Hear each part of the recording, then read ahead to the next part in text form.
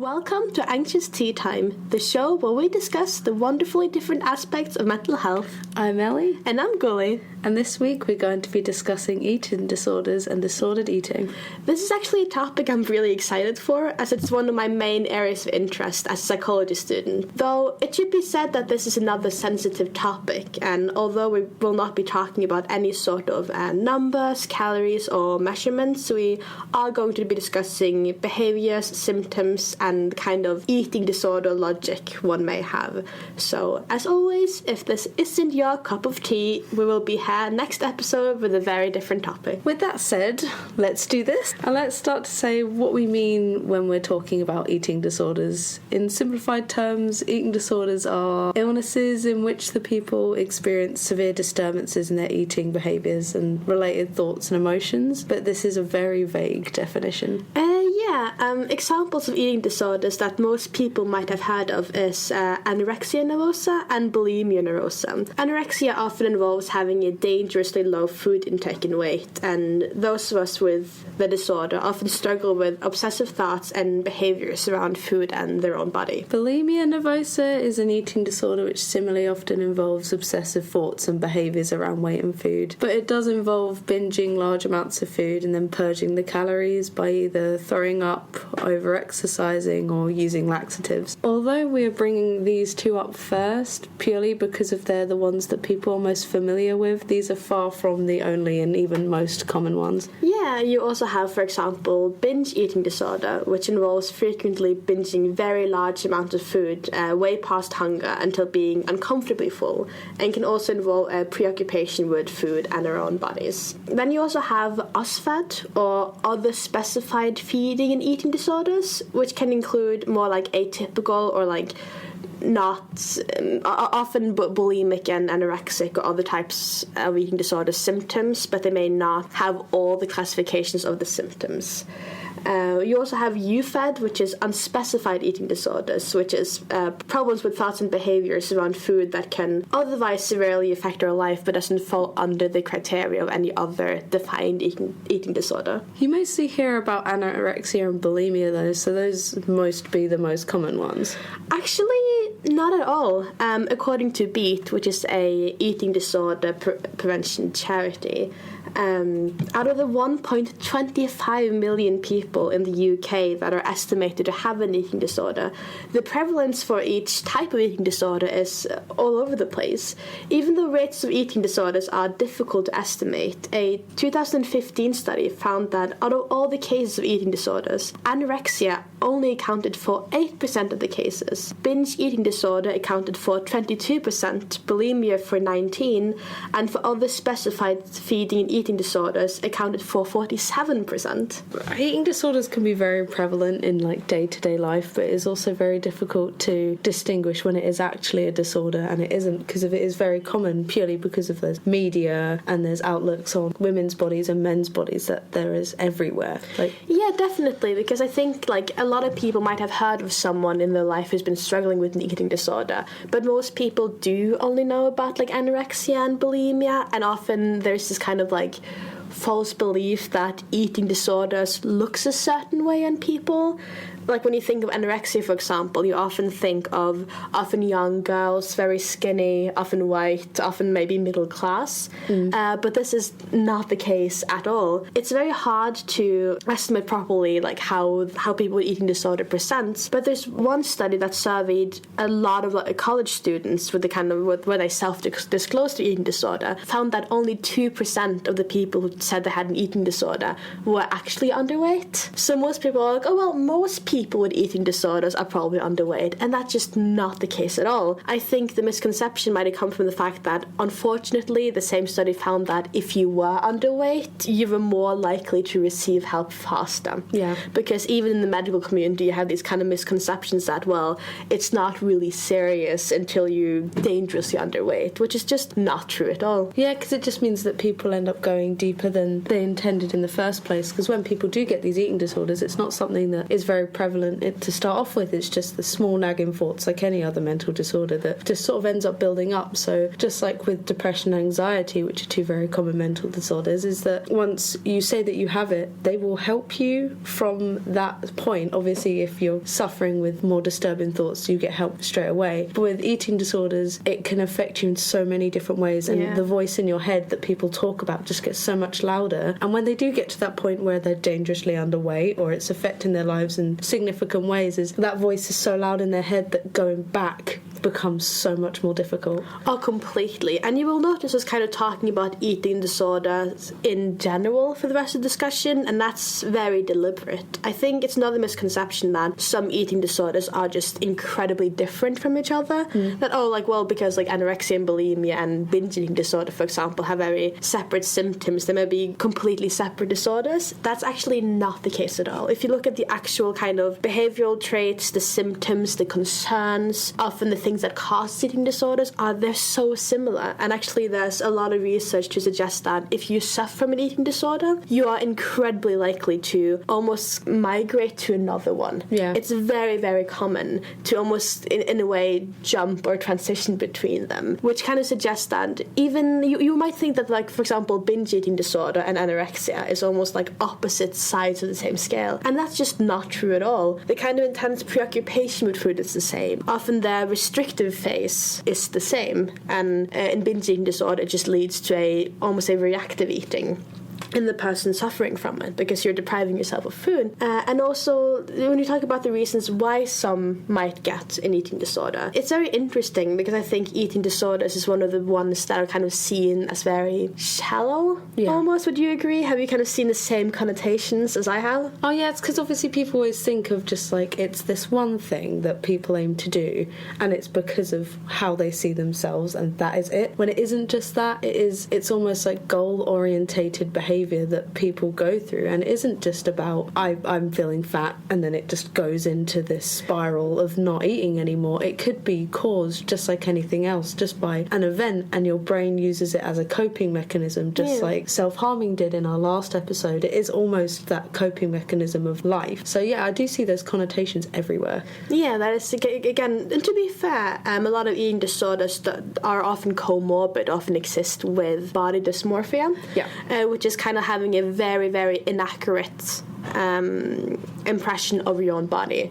It doesn't necessarily have to be weight. It can be like a feature where you're like so obsessed with one feature because you think it's so horribly terrible or bad or anxiety inducing that you feel fearful of going outside or having other people perceive you. They're very common when you also have an eating disorder, but that doesn't mean that everyone who thought that, like, oh, I don't like my stomach, I'm going to go on a diet, get an eating disorder. Because if that happened, everyone would have one. And obviously we can discuss how diet culture and society can definitely affect the prevalence of eating disorders. It's very simplistic understanding of them. Yeah, people don't really get how deep these disorders can go. For example, it's like everyone thinks that these things start around your teen years when your hormones are going absolutely insane, when actually there are studies done on 6-year-olds, if you could believe it, that would get an eating disorder. And when you think about that, you think, oh, if this person's 6, when I was 6, I didn't think about what my body looked like. I didn't even know, Exactly. So it isn't just about what you think about and, oh, my stomach's getting big. Anything could cause it, and it is just like any other mental disorder, and it's not something that's recognised as much as others, which is something that needs to be looked into. Yeah, especially, and I will probably keep coming back to this, that like eating disorders do not have a body type at all. It really, really doesn't. And I think that misconception is so ridiculously dangerous. Not only is it prevalent in the medical community, but a very common symptom of having an eating disorder, and to be fair, having a lot of different mental disorder, is, oh, I'm not sick enough to either be taken seriously or to feel worthy and deserving of help, because, oh, there are people worse off than me. And often with an eating disorder, it's, well, there are people who are thinner than me, and then you will not get help, maybe like in the early stages, which is the best time to get help. Yeah. Because that's the unfortunate truth about eating disorder, is that in terms of research, there is very little like one-size-fits-all way to recover. I mean, that's the case for most disorders anyways, but for example, for depression, you see a lot of success with CBT. You can kind of have a really good success rate with that. But unfortunately, with eating disorders, as they are so complex and can be due to so many different reasons and kind of sustain themselves in so many reasons, they are incredibly hard to treat. So kind of early prevention is so important. Yeah, and with treatments for eating disorders, it's very difficult at the start, depending on how far along you are. There was, when you get so skinny, it's obviously damaging your own health, but you don't realise that yourself. So at the beginning of treatment for a lot of eating disorder patients is they are forced to eat food and they will be watched 24/7. So with this disorder, it's not very, the treatment isn't as easygoing as others. Like with depression, you'll go through CBT when this is just someone talking you through everything, but with the beginning of eating disorders, it isn't just this is about you, it's we are going to get you to this point if you like it or not. So it's in a way it's almost as more aggressive treatment than other disorders. Yes, it's very strange because it seems to be that a lot of mental health professionals might not have the necessary education to deal with a early or middle stage eating disorder, and a lot of things are unfortunately not picked up until it's gone so far where it's more physical and medical at that point, which is just really, really unfortunate. And I think it's very important to be aware of what could be disordered eating in yourself, because not all disordered eating will lead to an eating disorder. When I say disordered eating, it's more like, oh well, you might have some problems with food, a lot of anxiety around food and body and such, and it might like start affecting your life, but it's not controlling it and it's not like a big deal yet. But it's very important to be aware of it,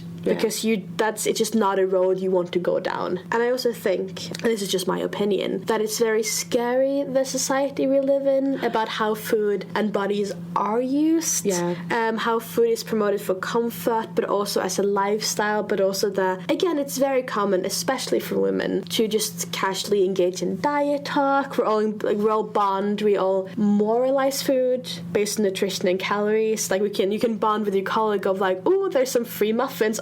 I shouldn't, but I've been good this week, as if like eating salad makes you like a more like moral being than eating cake, which is obviously like ridiculous, isn't it? Yeah, but it also leads on to that awful stigma that goes around with eating disorders, because if people don't really I personally think that people don't really take it seriously if someone does have an eating disorder, because when someone is skinny and in a eating disorder, you don't see that you are skinny, you have this body dysmorphia that you don't see what other people see. So when other people see that you're skinny and they're just like, you're skinny, it's fine, you don't need to lose any more weight, that isn't going to just help it. That doesn't mean just like they're like, oh, I am skinny, it's done.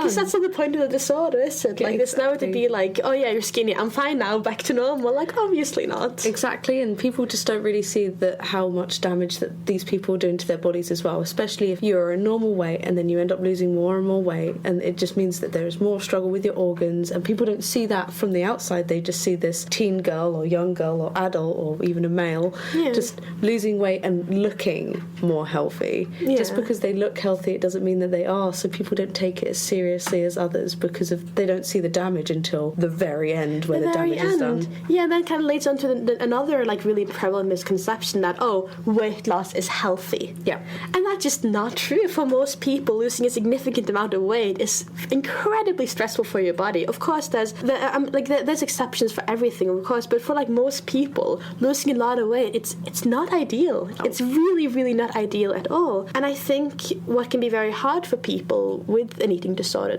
when they recover is a lot of the kind of dysfunctional thoughts they have had around food in their bodies that they're trying to kind of get rid of are still prevalent in the world around them.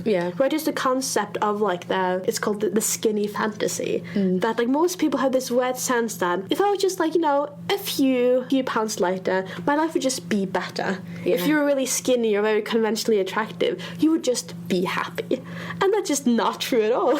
Like, you would just be you and there'd be a little bit less of you, and you'd still have your life, you still have your job, you still have your relationship problems. But I think most people have this really weird notion, they don't even think about that, like, if I was just lighter, things would just be better in my life. And it's just really ridiculous when you think about it, isn't it? Yeah, that's where all that stigma comes from as well, because obviously they get, I'm thin, everything is fine now. So when they get to that point, you feel like with an eating disorder, you feel like, when they get to that point, they're going to be fine. They will be happy now because people outside looking in will agree because of that's what society thinks. When they get to that point, it's finished. That's when the eating disorder ends. But that is not how it works. It can go completely out of control. And that thought that losing weight is healthy for you, it's not always. A lot of the time when people lose significant amounts of weight, it's because of something has happened. Like if you're ill, most of the time you will lose quite a lot of weight. And mental illness is exactly the same thing. When you have an eating disorder,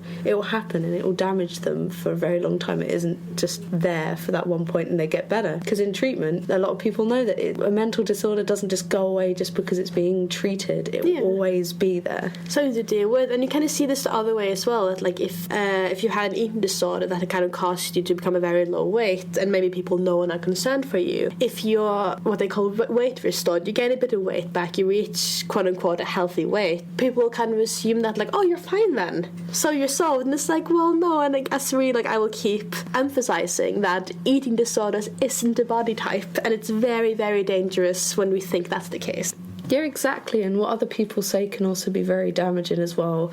For example, when someone is losing weight and you don't know that they have an eating disorder, when they start losing the weight and looking better, when someone says, oh, you're starting to look really good, I can't believe you've done this, it's almost a motivation to keep going further. So they end up losing more and more weight, and they'll get compliments from other like guys or girls. Yeah. So then they'll feel like, I'm going to keep doing this, and that voice in their head's going, yeah, damn right, you're going to keep doing this. And when people get treatment and start putting that weight back on and looking healthier again, people will give them compliments, be like, you're looking more healthy now, or you've put on the weight that you needed to. It's that could throw them right back into that train of thought of, I am putting on weight, I haven't really been thinking about it, which means that it just puts them back into that state again. Yeah, and just like commenting on people's bodies in general is just like a really weird cultural thing we seem to do. Yeah. Like if you meet someone you don't know well, be like, oh, you lost weight, you look good.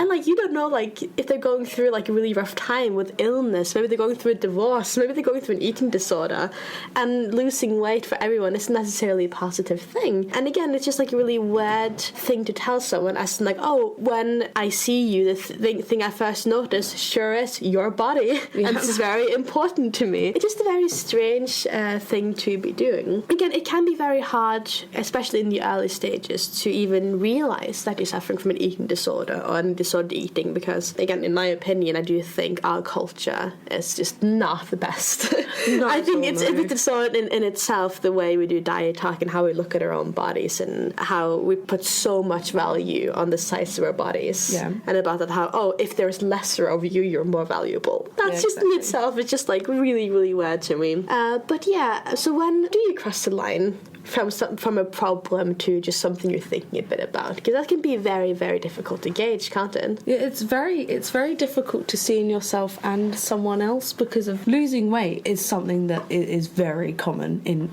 every country in the world at the moment. Like, diet culture, like you said, is such a valued thing. Everyone's dieting in different ways, and people lose weight in certain amounts of time. Even if you go on social media, there's advertisements for different dieting pills or workouts or even apps. Like even like fasting is like a cool new diet now. Exactly, and it's just seen as normal. So it is difficult to see when you cross those boundaries from just dieting and losing weight into having an eating disorder, and you don't really see it because obviously everyone has that small voice in their head that's their conscience going, I should or shouldn't do this. So it's hard to determine if it's actually a part of the eating disorder, if it's you just going, oh, I can have this one cake this one time, or I can't touch that because of then it will be the end of the world for me, because that's what it feels like to them. If they eat something, they feel like they've done something like despicably wrong. Yeah, no, that's a very good point. I think a very, very good indicator is if you notice yourself having a lot of food anxiety. Yeah. Again, if you kind of want to eat a bit healthier, if you maybe kind of like working out, like eating well,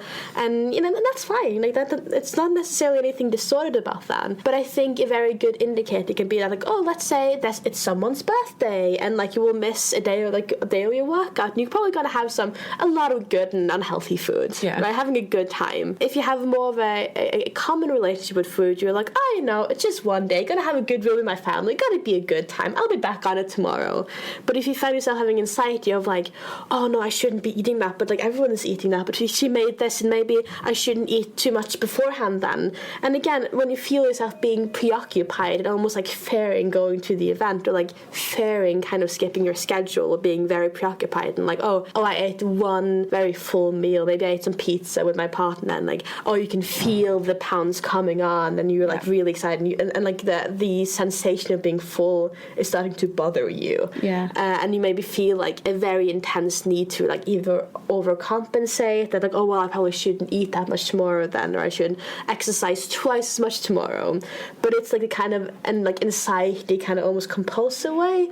That's a very good indicator. That's a very, very big warning sign. So if you feel yourself being really preoccupied around food in a way that causes a lot of anxiety, I'd say that's like a main one. What people don't really know with people with eating disorders is that food becomes almost literally a fear. So when they think about eating all of this food, they get this awful anxiety and being afraid of wanting this food, let alone just eating it and touching this food. And another thing that people don't know is food can almost consume their entire minds. Like everything they do is in relation to food, and it becomes an entire schedule related to, I'll brush my teeth, and afterwards I may be able to eat this food. 15 minutes later I'm allowed to have this one thing, and then I'll have a half an hour walk to walk it all off, because if they get in these routines where food circulates around everything. So they're getting this, like you were saying, that this anxiety about food, you become scared of doing specific things because of, oh, what if I do end up going out with my friends and they want to go for a dinner? I can't exactly say, oh no, I'm not hungry, or I don't want to eat because I've been around them all day. So you end up, it consumes your life in so many different ways. And I think that like inherent like loneliness of an eating disorder is something that isn't talked about too much, because like it's very interesting, because a lot of people with eating disorders do feel that like it's something almost very personal, a way they can kind of control themselves or the world around them in a way. So, but especially in the beginning phases, and even in the later ones as well, like people don't want to kind of get rid of it. So eating disorders, more typically than any other mental health disorders, are very secretive, and that goes for anorexia, bulimia, OSFED, binge eating, because there's a lot of shame around it. Because again, it is pretty stigmatized. Again, you have this misconception that it's vain, or especially with binge eating disorders or other eating disorders where it involves over-consuming food. There's a lot of stigma around weight and consumption. It's a very common symptom to be ashamed of eating in public, because you feel like other people are judging you, and the kind of social context of that can be very scary. And then you have what can be more isolating is that, like, if you think about it, so many of our social settings involve food. Like, oh, you meet for coffee, you meet over a meal. Most like holidays is all around food. And if you're someone who struggles with a lot of anxiety around food, that can be incredibly difficult, especially, for example, now just for Christmas coming up, like just being like, a big setting, maybe with extended family members you aren't very comfortable with, and everyone's kind of like looking at each other a bit, and you're expected to eat all this food, and there's always going to be someone being like, oh, I've eaten too much, oh, I shouldn't. That can be incredibly stressful for someone struggling with food anxiety. Exactly, and something that's not very common in mental disorders is, with eating disorders, they are less likely to try and find help themselves, because they don't really see the danger and the damage that they are doing, because obviously they have this dysmorphia where they're like, oh, I'm not skinny enough, so nothing's going wrong, I'm just eating less, and there aren't any bad consequences from it. So it takes someone else from the outside, a lot of the time, this isn't always the case, but it takes someone from the outside to tell you this is not okay.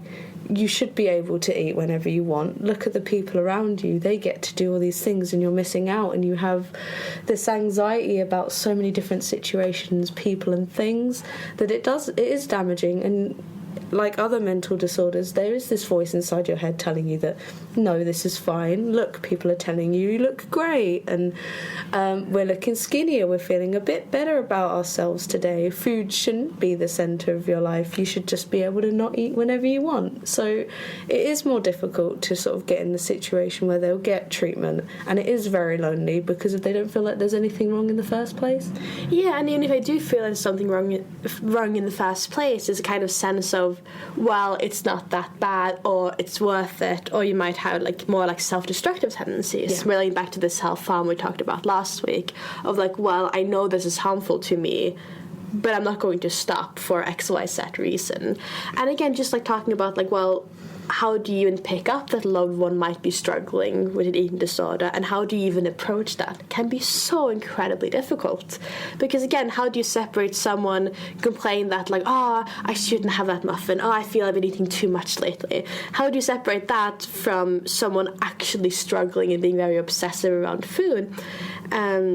And I think it's just like how you know them and if you see them struggling otherwise. Yeah. And I think our best advice, I mean, keep in mind we are not experts, is that like if you are gonna have, you know, almost sit someone down and talk to them to be, hi, I'm concerned for you, don't make the focus of it their weight. Yeah. Because when you're already so obsessed and like everything you are is defined of your size, and then someone else is like, oh, your size is the reason I notice you're struggling.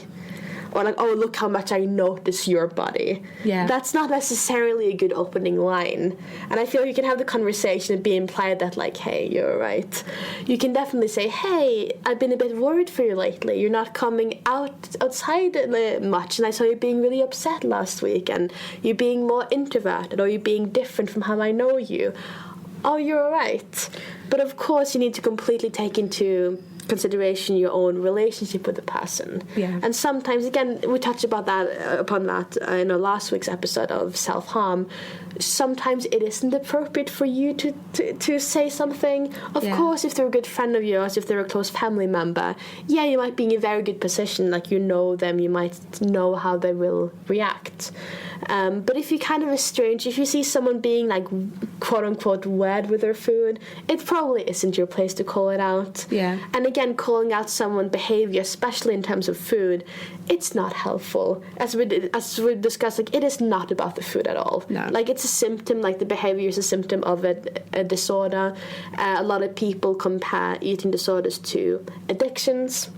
For example, because it is as life-consuming, and it's and kind of focusing on the food when, at least in the beginning phases when reaching out to someone, may not be the best idea. Of course, if someone is severely under-eating, of course you need to involve more medical attention. Of course, that needs to be put attention on.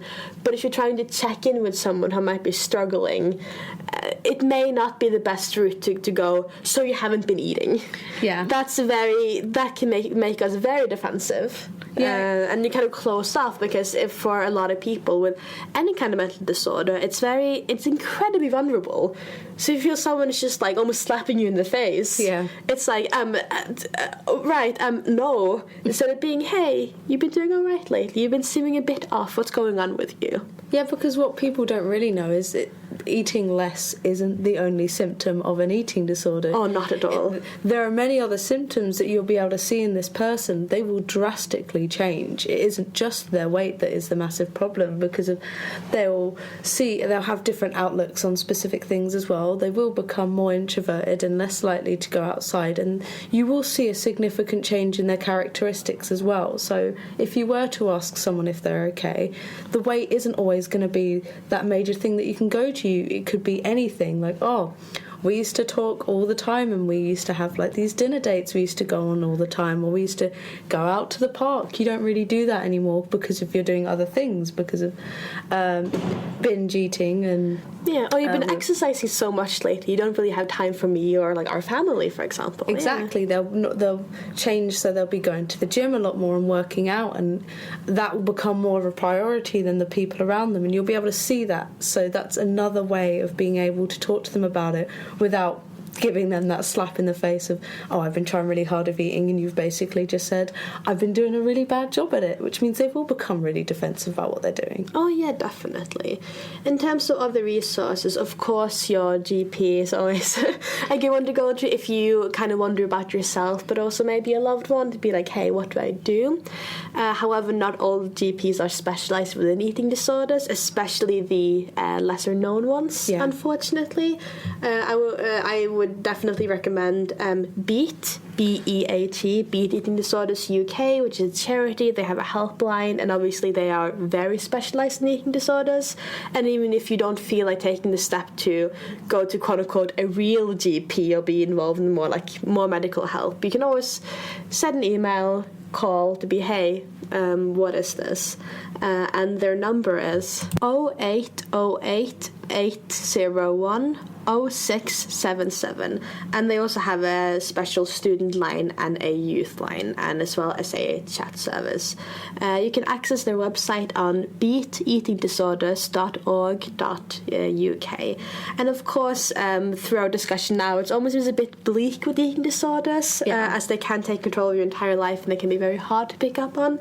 But obviously, recovery is very, very possible, and that is also why we want to raise awareness for it, because obviously you're not a lost cause if you struggle with an eating disorder or just any kind of disordered eating. It's as with every other mental health problem we can experience. It takes a lot of work, it takes a lot to navigate, you need some good resources, but it's very, very possible to recover, however that looks for you, and to prosper. Yeah, and BEAT is very useful in helping you find treatments as well. Like we discussed earlier, finding treatments can be quite difficult, but BEAT will help you through every process. They will help you get an appointment as early as possible, they'll help you get treatment as early as possible, and they'll also support you going through the entire transition as well. Yeah, and of course you can often also contact our resources at Anxious Minds. Yeah. And of course, you can always try to reach out to a loved one if you need some extra support, and just to talk and kind of see what other people are with it. But yeah, I think this is all for now. Yeah. We'll see you next week. This has been Anxious Tea Time with Gulli and Ellie, and we will see you next week.